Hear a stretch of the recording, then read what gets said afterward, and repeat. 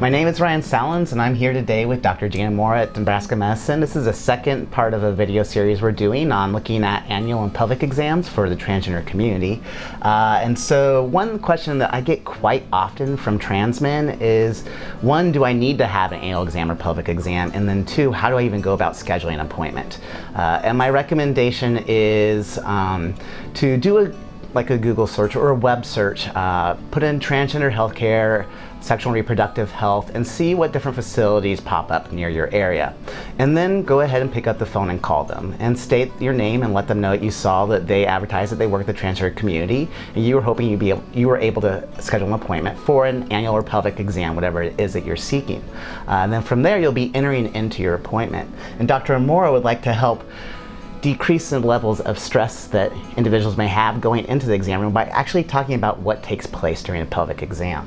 So, yes. Yeah, I mean, I think it's important because as you're recommending, and I totally agree with you, we don't want trans guys to get left out in terms of just the routine screening tests that we recommend to anybody.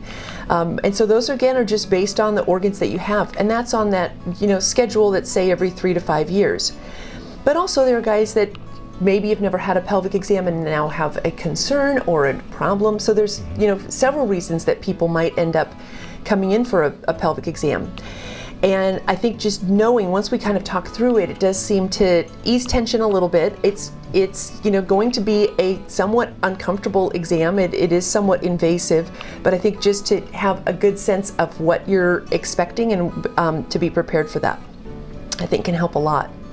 So the first thing that we'll do is you'll be in an exam room on the exam table with heels out to the side so that the doctor or provider can just look at the outside of the vulva.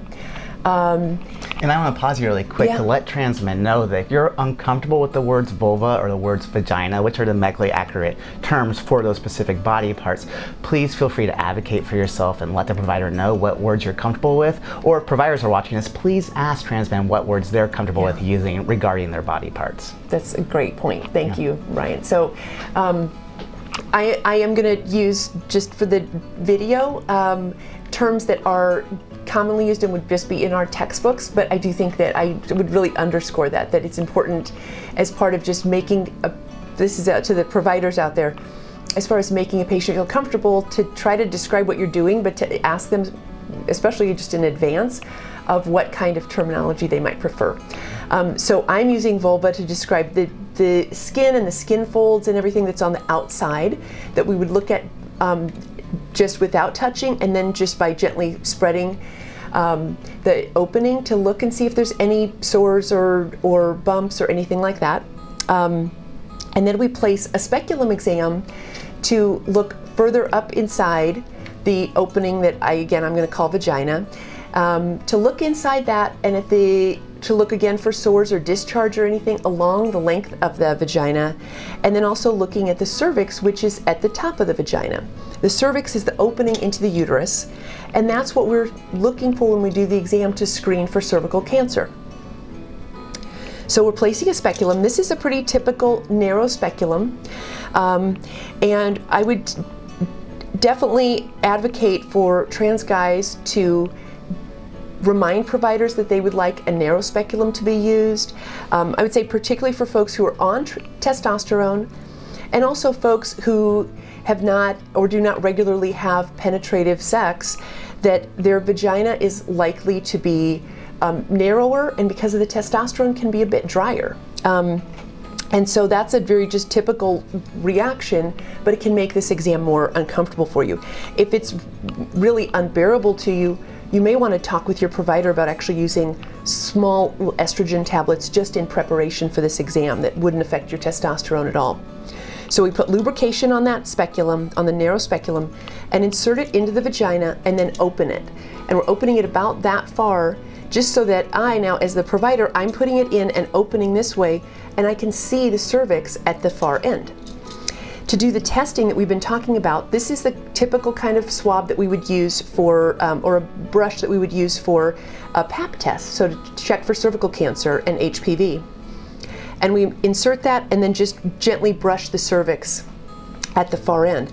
I'm going to actually just have you feel that too, Ryan, that it's like a soft plastic. Yeah, you can't feel it. Some people do feel like that they can sense this more than even just movement, that it feels maybe kind of scratchy to them, but I would say very few people would describe that as painful. I mean, the part that's uncomfortable is just simply having this in that vaginal opening. And then this one we use to get a sample of cells from the inner part of the cervix. So it's that narrow opening to the uterus, and we want a sample of cells from that canal. Other tests that we can do at this same time would be just swabs that are checking for gonorrhea and chlamydia or vaginal infections like yeast infection, for example. Some of these, just to note, some of these, if you have concerns about these infections, this is totally reasonable to collect yourself as a self swab if you don't want to have this whole exam done.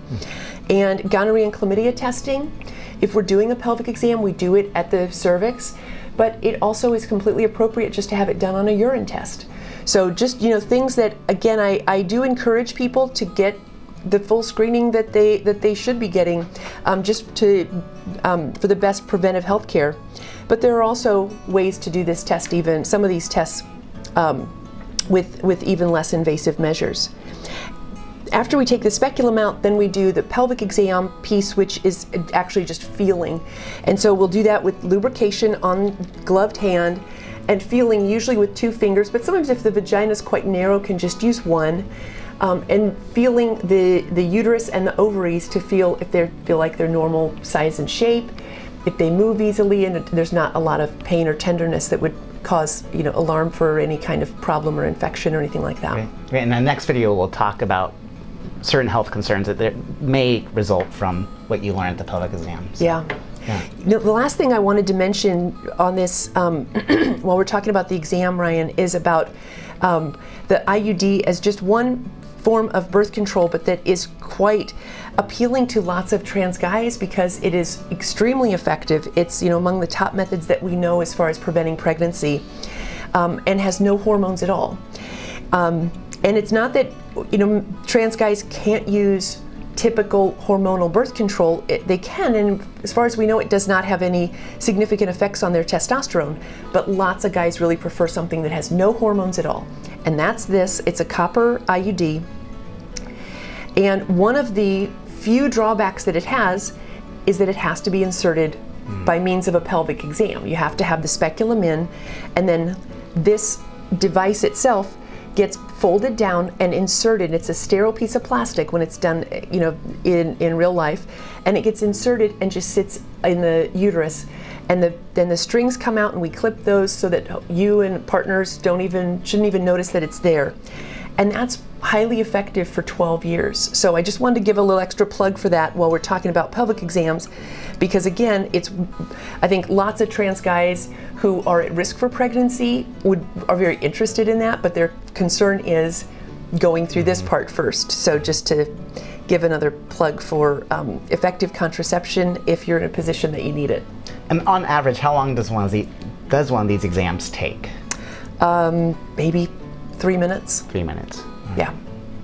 Wonderful. Yeah, it's usually when it comes up and people come in and they're having any kind of concern and we mention it, I certainly never push anybody to have it done there if they want to go home and think about it. But the truth is, it's really not worth the worry. It's lots of lubrication and better just to get it off your mind, in all honesty. Okay. Well, thank you for going over all this. Yeah, absolutely. All right.